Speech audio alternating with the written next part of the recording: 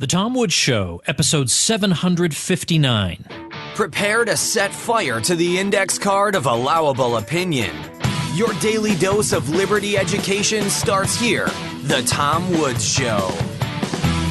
Folks, I've just released another free ebook, this one called Education Without the State. Grab your copy at nostateeducation.com or by texting the word EDUCATE to 33444. Hi everybody, Tom Woods here. I've been broadcasting all week, even though I'm really out of town. I'm on the Contra Cruise, so I actually recorded a bunch of episodes in advance, of course. Well, for today's episode, I'm going to do something I've never done before. I'm, in effect, going to let somebody guest host the show for me. Not really, but sort of. What I'd like to do is play for you a talk by my friend Jason Jewell, who is professor and chairman of the Department of Humanities at Faulkner University, and a great guy. He blogs at westerntradition.wordpress.com. The subject of this talk, it's taken from my libertyclassroom.com website, is the Paleos. This is from Jason's course on the history of conservatism and libertarianism, and there's a lot of interest in what's going on in the American right wing because of the whole Trump phenomenon. It's in a bit of disarray. And the stuff from the 1990s is interesting and perhaps relevant. And the paleo phenomenon, which is something Jason's going to talk about, is something that was taking shape right around the time that I was beginning to come of age intellectually, so to speak. And it's weird for me to hear this presented as history when I kind of lived it. I pretty much knew everybody except Emmy Bradford. I knew everybody Jason is talking about, and I still know, those of them who are still alive. I still know them. So it's odd to hear this presented as history, but you're going to hear a lot of names that are familiar to you and some that will be less familiar. But Hans Hoppe, Murray Rothbard, Pat Buchanan, Lou Rockwell, Clyde Wilson, Emmy Bradford, and others will be mentioned. Let's see, was there another one I'm trying to think? I can't remember. Tom Fleming, that's right. Tom Fleming will be mentioned. So some of you will know all those names, others just a few. Sam Francis, that's another name that's come up recently. This is all interesting stuff because this is the period in which, after the Cold War had ended, libertarians like Murray Rothbard thought, okay, there are some conservatives who have decided that maybe now is a good time to shut down the whole invade the world complex, and maybe we can try and get back to being a normal country again. I would like to meet and talk with these people. So that was the beginnings of this movement known as the Paleos. So it's interesting. Jason gives you, I think, a very good, dispassionate overview of this interesting moment in intellectual history. Bill Kaufman and I mentioned it briefly when he was on the show not long ago. We were talking about his America First book, and we were saying that it really was an important moment and that the two of us personally benefited from it. We both found it very enriching. We learned something from all the people we got to know during this thing. In fact, Jason's going to mention an organization called the John Randolph Club. I was a member of that in the early 90s. I was the youngest person admitted to membership in that club, and I'll tell you something, that was like the greatest thing in the world. I belonged to a club with Murray Rothbard in it. Come on.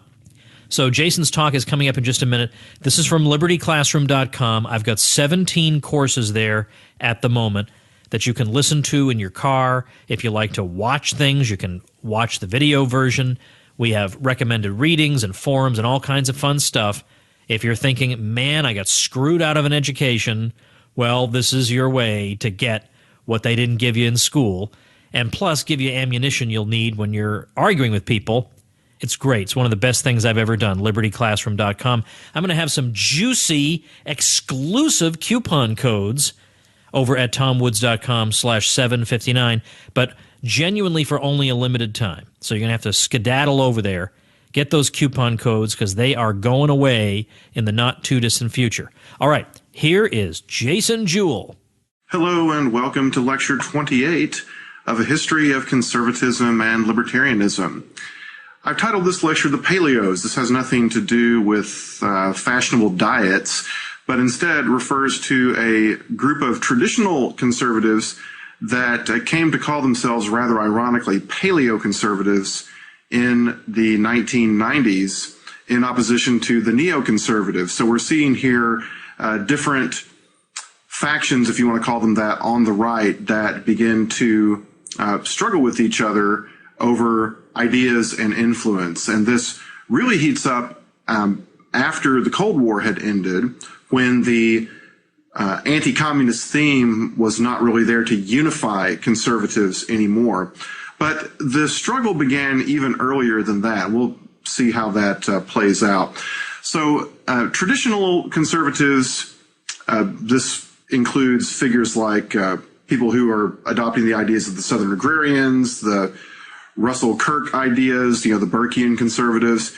These guys gravitate towards this camp that's known as paleoconservatives. We're going to look at several of the major paleoconservative writers in this lecture and how they formed alliances with libertarians as well in the 1990s, particularly through a vehicle called the John Randolph Club. And then we'll talk a little bit about who's arguably the most visible paleoconservative figure in political life, and that's Patrick Buchanan.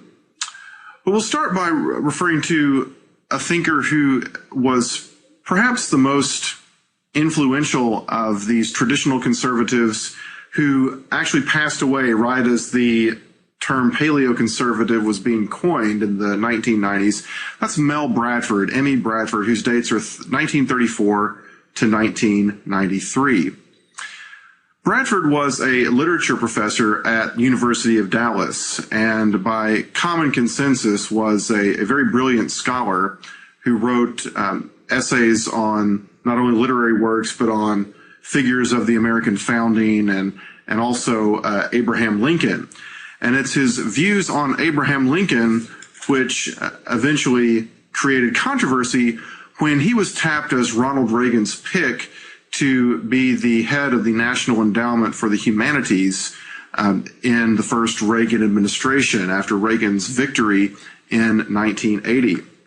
Now, this was a significant event because the traditional conservatives believed that, this was something where they could get a toehold in the new Reagan administration to try to popularize their views about the nature of conservatism and the nature of the American system.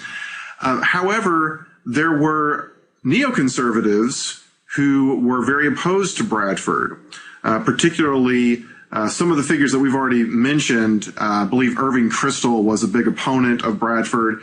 Ed Feldner, who ran the Heritage Foundation in Washington, D.C., disliked Bradford. And the thing that they complained about Bradford was that he didn't like Abraham Lincoln. How could a conservative not like Abraham Lincoln? Well, Bradford had this very traditionalist critique of Lincoln, saw Lincoln as a great centralizing figure who had violated civil liberties and had violated various provisions of the Constitution in his attempt to subjugate the South militarily.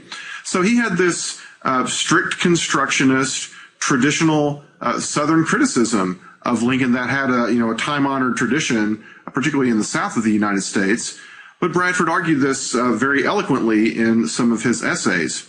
And the Kristols of the world thought that this was just a horrible thing, that it would create controversy for Reagan, and it was going to invite accusations of racism and all other kinds of things. Joseph Scacchi describes this episode in his History of the Paleoconservatives. He writes, numerous conservatives worried about losing grant money under the new regime. This is if Bradford becomes head of the NEH.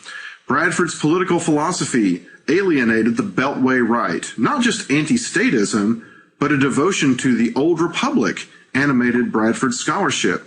His reading of American history was so compelling, so deeply grounded in an amazing historical scholarship that it could transform a conservatism now enjoying its greatest political triumph. With Bradford at the NEH, the old right would have a small but firm foothold in the culture wars. Small r Republican-style virtues of the pre-industrial, pre-welfare state America would be emphasized. Conservatism would be redefined away from those who only wanted modest reforms, such as the establishment of a, quote, conservative welfare state, unquote. The importance of Western civilization, especially the influence of the old Romans on the founding fathers, would dominate a Bradford-led NEH. There would be no room for multiculturalist propaganda, an ideology that would come to bedevil conservatives later in the decade.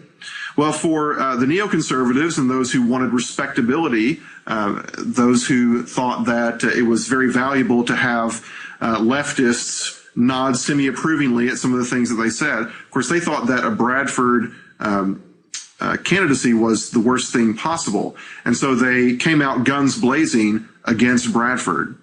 And they wanted William Bennett, professor at the University of North Carolina, to be Reagan's pick instead. And this campaign against Bradford got really vicious. And the people who remember this, and I've spoken to some of the people who were on the receiving end of some of these attacks, still remember it with great bitterness. And finally, it got to the point where I believe it was to the point where members of Bradford's family were being criticized. And at that point, Bradford said, this isn't worth it. And he withdrew his name and pretty much threw in the towel. So Bennett got the nod from Reagan and became head of the NEH. But ever since that time, the traditional conservatives, there was a lot of bad blood left as a result of that fight between the traditional conservatives and the neoconservatives. Well, Bradford went on to publish several very highly regarded books in the 1980s, up until his death in 1993. I've listed a couple of them here. A Better Guide Than Reason, which is actually published in 1979. And you can see there from the title how he is sort of in the Edmund Burke traditionalist mold. He talked a lot about the old Whig origins of the American Republic and totally rejected the Jaffa'ite conception of America as a proposition nation, argued very strenuously against what he considered those serious misreadings of the Declaration of Independence.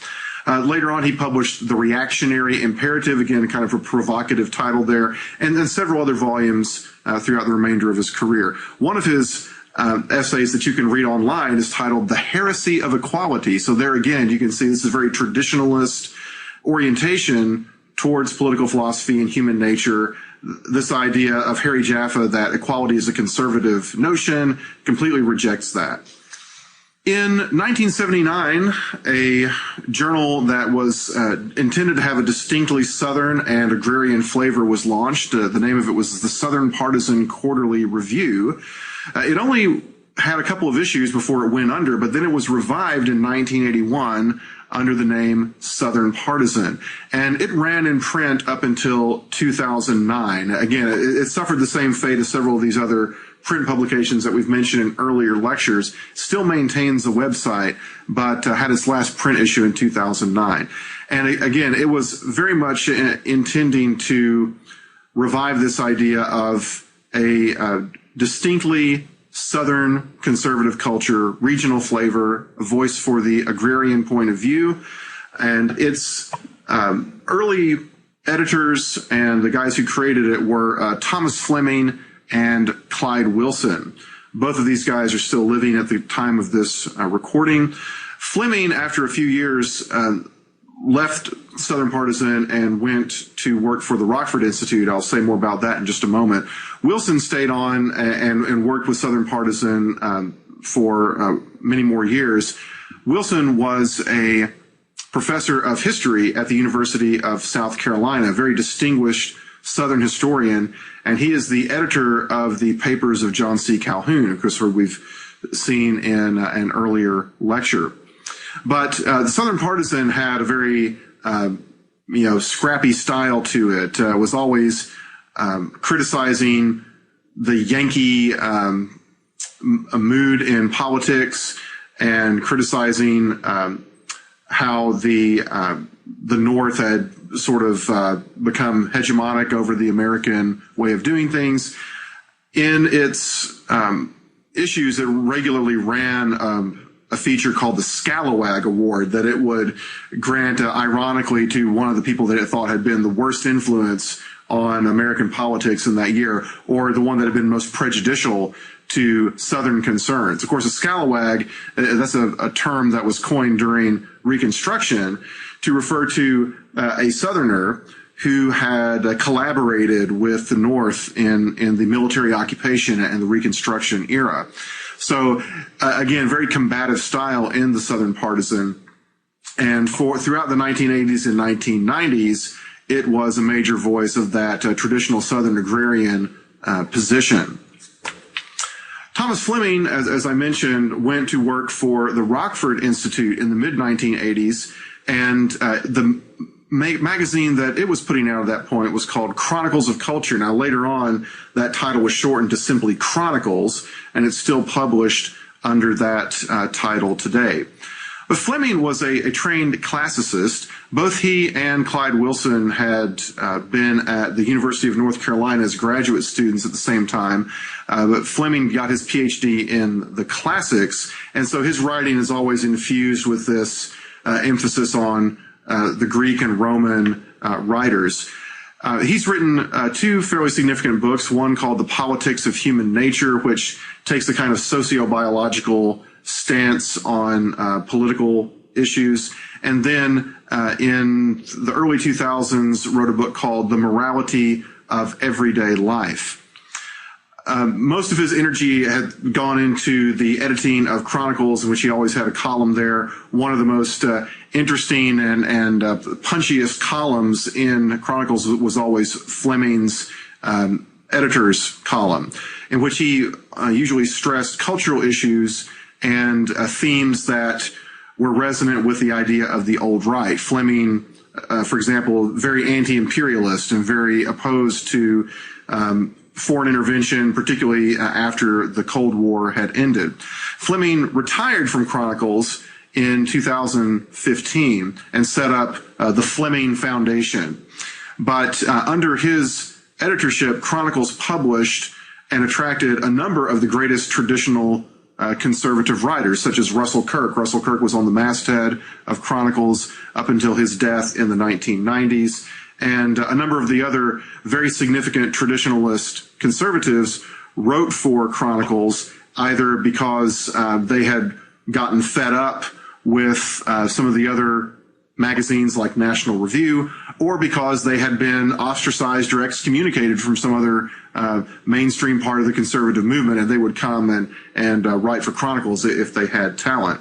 So Chronicles was a refuge for a lot of these paleo conservatives who found themselves shut out of the more, quote, respectable part of the conservative movement. Samuel Francis was another one of the regular writers for Chronicles. His dates are 1947 to 2005. Francis was a student of James Burnham, who we talked about in an earlier lecture. And Burnham, you'll remember, stressed the idea of a managerial class that had taken over modern states, such as the Soviet Union, and was on the way of taking over the United States in the middle of the 20th century.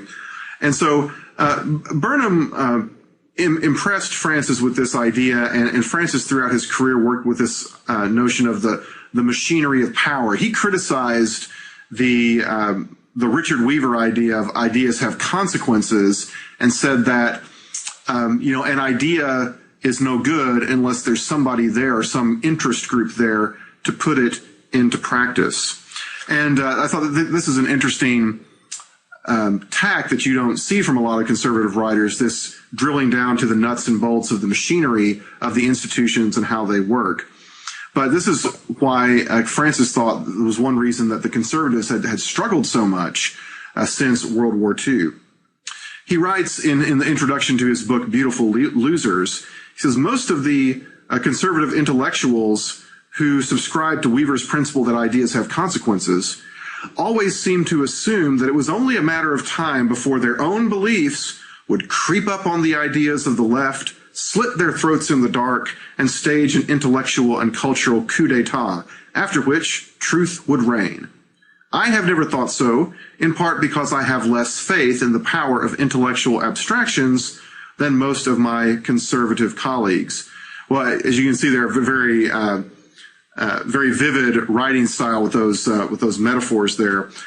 He goes on to say that however sophisticated and well expressed conservative intellectualism may have been in the years after World War II, its virtues did not assure it victory, mainly because there existed in American society and political culture no significant set of interests to which its ideas could attach themselves. So it's Francis's idea that it's not enough just to have a great idea. It has to line up with the interests of a powerful group in society.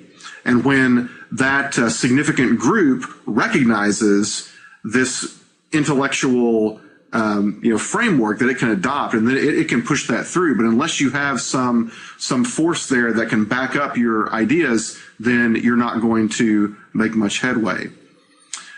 Francis hoped that a group that he referred to as Middle American radicals would be this interest group that would then carry conservative ideas to victory in the 1980s and 1990s. And he became disillusioned towards the end of his life that the kind of people from the heartland, the average American who is kind of a rock rib conservative in his everyday life, he came to despair that those people would ever become politically aware enough and politically active to really fight back against the leftist elites who were pushing a lot of the cultural changes onto the society.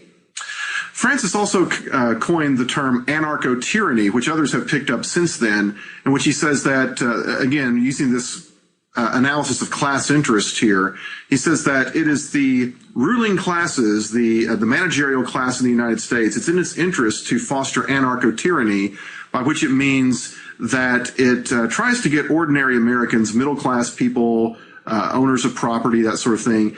It tries to create circumstances of anarchy for those people, in that it allows crime to fester in cities and urban areas, theft and property damage and those kinds of things. And the regime puts barriers in the way of property owners, and in some cases law enforcement, local law enforcement, puts barriers in their way to try to have an orderly society. And because people are focused on the danger of anarchy in their own community, they are distracted from the tyrannical forces that are being brought to bear from the top down by the ruling elite. So he developed this class analysis, saying that there's sort of the elitist managerial class sort of combined with a violent underclass to squeeze the middle, and that was how he interpreted the interest groupings in American political life. Francis, as you've seen already, has a very vivid writing style. And he collected a number of his essays in a volume called Beautiful Losers, Essays on the Failure of American Conservatism, which is a very enjoyable reading. It's kind of a pessimistic thing, looking back saying, well, American conservatism has kind of failed in what it had set out to do. But Francis's prose is very interesting.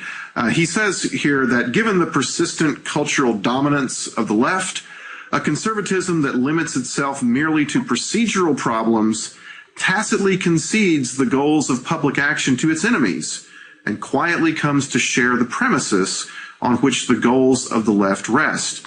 Eventually, having silently and unconsciously accepted the premises and goals, it will also come to accept even the means by which the left has secured its dominance, and the very distinction between right and left will disappear.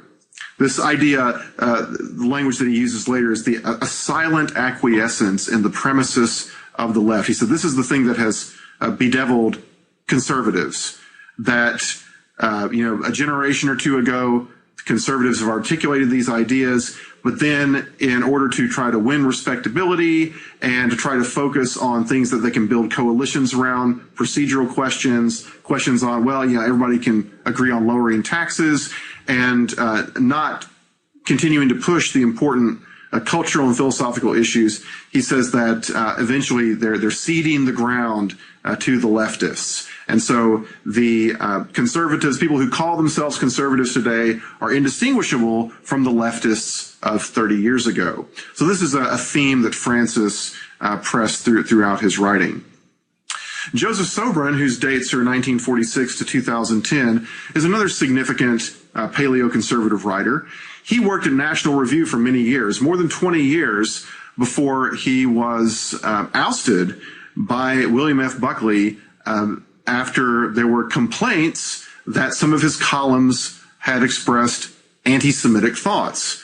And you remember I mentioned that Norman Podhoretz had debated Buckley in the early 1990s over this question of anti-Semitism. Well, Sobran was in the middle of that, and he had written several columns that were saying things like the United States government is being too accommodating to the government of Israel. There is this is not an American interest to be involved in the Middle East on Israel's behalf. And Podhoretz and other Jewish neoconservatives complained that he was expressing anti-Semitic thoughts.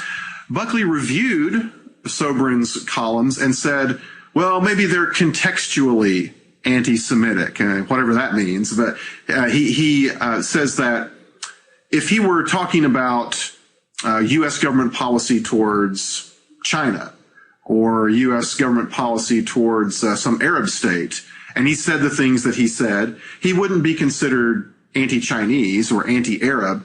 But because of the unique status of Israel and the history of the Holocaust and all this kind of thing, then maybe this is contextual anti-Semitism. Well, again, you might think that that's pretty thin, but Buckley in the end did fire Sobran.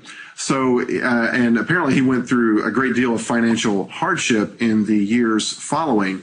But he did support himself by writing for other periodicals. For example, he wrote for the Catholic newspaper The Wanderer. He wrote for Chronicles and other publications as well. He also has several books to his name. One of them, which gives you an idea of his political philosophy: anything called a program is unconstitutional. All right, so there you can see that strict construction idea of the U.S. Constitution.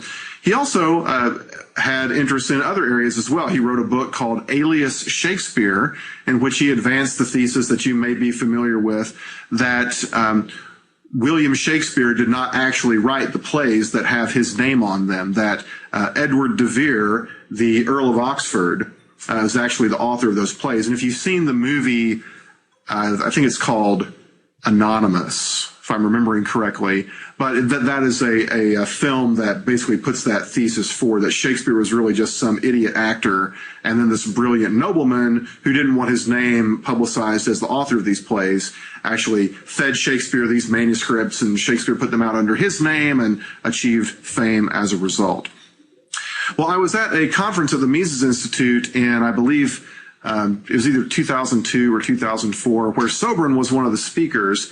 And at that event, he came out to the audience as a reluctant anarchist. Of course, he received great applause when he did this, but he had finally come to the conclusion by the time he was late in life that the state was unreformable. So he did adopt a philosophical anarchist position near the end.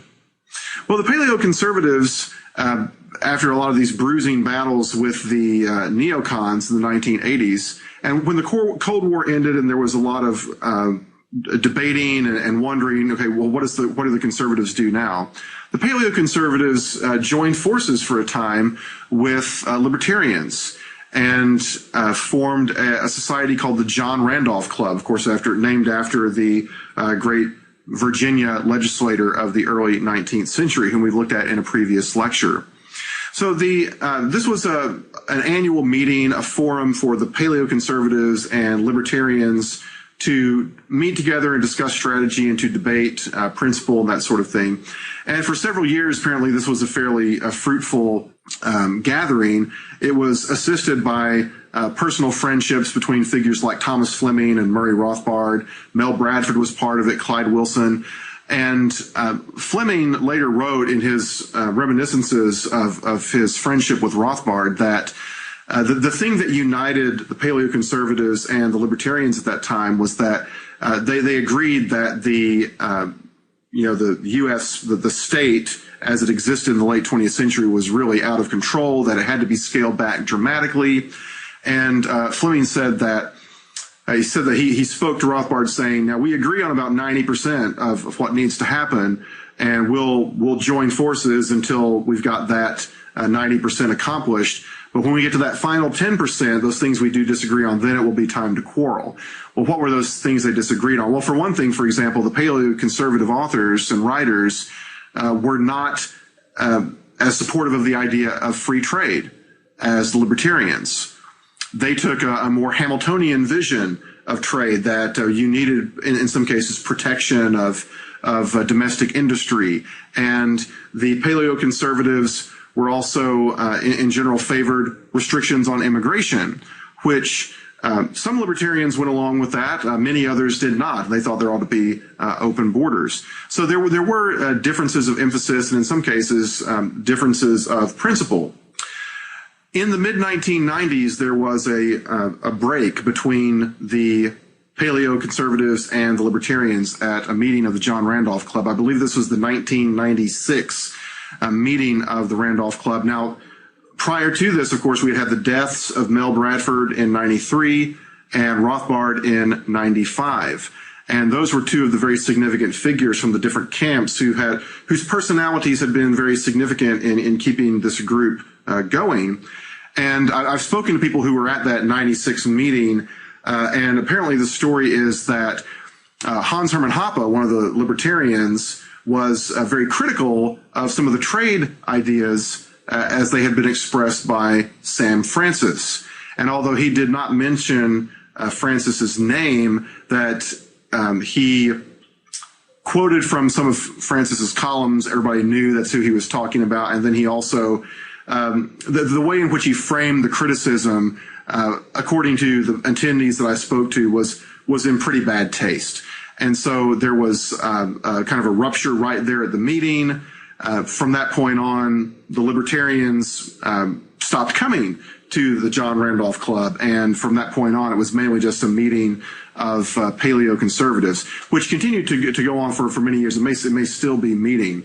But this was, for a time, people referred to this as the Paleo Moment, when these paleoconservatives and the Rothbard libertarians, who for a time called themselves paleo-libertarians to emphasize their willingness to form an alliance with the paleoconservatives, that ended in the mid-1990s, although there was still some interaction between the paleoconservatives and coming to events at the Mises Institute, for example.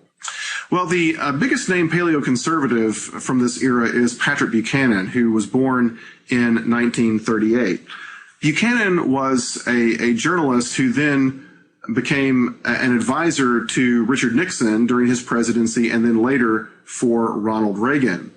And so he had been inside Washington a long time, knew a lot of the inner workings of the Washington bureaucracy. He was also a very prominent journalist, was on the CNN political talk show Crossfire from 1987 to 1999. So he had a very broad audience and was quite popular among conservatives. In 1992, he ran for president, attempting to take the Republican nomination away from George H.W. Bush, the incumbent president. And we've already said that's an extremely difficult thing to do. But Buchanan did very well in a number of the early primaries. Bush, of course, had gone back on his no new taxes pledge that he had made during the campaign in 1988. He had done other things that conservatives were very unhappy with, extended federal control over every parking lot in America with the American with Disabilities Act, for example. And so Buchanan ran a campaign attacking Bush from the right. He had the endorsement of Chronicles. He had the endorsement of National Review in this insurgent candidacy. But the mainstream media attacked him very violently, and eventually he failed to get the nomination. He came back in 1996, ran again for the Republican nomination, and won some of the early states' primaries, which again brought out a tremendous backlash against him. The left had decided they really hated Buchanan when he made a speech at the Republican National Convention in 92, in which he talked about this idea of the culture wars and how the Republicans have got to fight the culture wars. So he was public enemy number one in the minds of many people on the left from that point on. He failed to get the Republican nomination in 1996. It went to Bob Dole instead. And then in 2000, he came back and ran again, this time for Ross Perot's Reform Party. Now, Perot didn't like Buchanan, and he kind of worked against him from behind the scenes. And in the end, Buchanan failed to get most of the protest vote. Most of the protest vote went to Ralph Nader in 2000. That was the really close election between George W. Bush and Al Gore. And after that failure in 2000, Buchanan left party politics. But he has, since that time, continued to write, and starting in the 1980s, has written a series of best-selling books. His autobiography, political autobiography, which is titled Right from the Beginning in 1988, was a bestseller.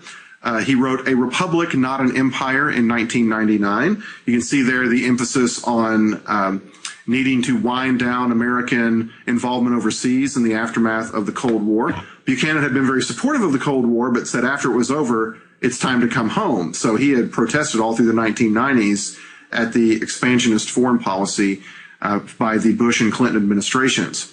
In 2002, he wrote another best-selling book called The Death of the West, which talked about the demographic crisis facing Western countries. In 2008, he wrote a very controversial but very good-selling book called Churchill, Hitler, and the Unnecessary War. I've summarized some of Buchanan's argument from that book in my lecture earlier in this course on Churchill. That was published in 2008. Buchanan was also the guy who helped to organize the American Conservative magazine in 2002, which he put together. He started in the effort to provide a conservative voice against the proposed invasion of Iraq, which of course took place in 2003. Buchanan said we've got to have a conservative anti-war magazine that makes anti-war position the defining characteristic. So he was very active in the publishing and writing for the American Conservative in its early years, has since stepped back from it a little bit, but continues to contribute to the American Conservative, which is still in publication. All right, so to sum up this lecture, we've got this group of traditionalist conservatives that come to be known as Paleo conservative. It's a term that was adopted in the 1990s. It's kind of an ironic pushback against the neoconservatives. And ever since at least the early days of the Reagan administration, the Paleo cons and neocons have been fighting each other. I'd like to read an interesting paragraph from an article by Stephen Tonsor, a traditionalist conservative. This was published in National Review in 1986, and it's titled, Why I Am Not a Neoconservative. Tonsor writes, "It has always struck me as odd, even perverse, that former Marxists, the neoconservatives, have been permitted, yes, invited, to play such a leading role in the conservative movement of the 20th century. It is splendid when the town whore gets religion and joins the church. Now and then she makes a good choir director. But when she begins to tell the minister what he ought to say in his Sunday sermons, matters have been carried too far." All right, so there, of course, the analogy very, very unflattering to the neoconservatives here. But he's making the point, you know, the neoconservatives are Johnny-come-latelys to the conservative movement. Why on earth is the rest of the conservative movement allowing these people who are still hanging on to a lot of their leftist ideas, still hanging on to the New Deal, the welfare state, all these other kinds of things? Why is the conservative movement allowing those guys to dictate what we ought to be doing? So that bitterness and that bad blood has been around ever since then. The Paleo conservatives also have alleged since the 1980s that the neoconservatives have come in and worked behind the scenes to starve their publications and their foundations from significant funding opportunities, and that a lot of those conservative donors have been influenced to divert money to the neoconservative foundations and think tanks instead. So since the neoconservatives have become very influential in the broader conservative movement, the traditional conservatives have been marginalized to some degree, but they are still very active. And of course, the advent of the internet has provided many more opportunities for them to get the message out. So that is our lecture on the Paleo conservatives. In the next lecture, we're going to look at the libertarian who's had the greatest visibility in American national life over the last decade or so, and that is Ron Paul. Thanks for watching. All right, that is it. I hope you enjoyed that. I teach some of the courses at libertyclassroom.com. You'll hear me in a number of the lectures. in U.S. history. We've got economics, we've got political philosophy, we've got logic, all kinds of glorious things to sink your teeth into. If you're a listener of this show, checking out libertyclassroom.com, you're going to feel like you're a kid in a candy store. Plus, I got super duper coupon codes at tomwoods.com/759. Go check those babies out. The very, very end of the weekend, very end, like late Sunday into early wee morning of Monday, October 17th, a bonus episode is coming out because that's the kind of guy I am. See you then. Become a smarter libertarian in just 30 minutes a day. Visit tomwoods.com to subscribe to the show for free, and we'll see you next time.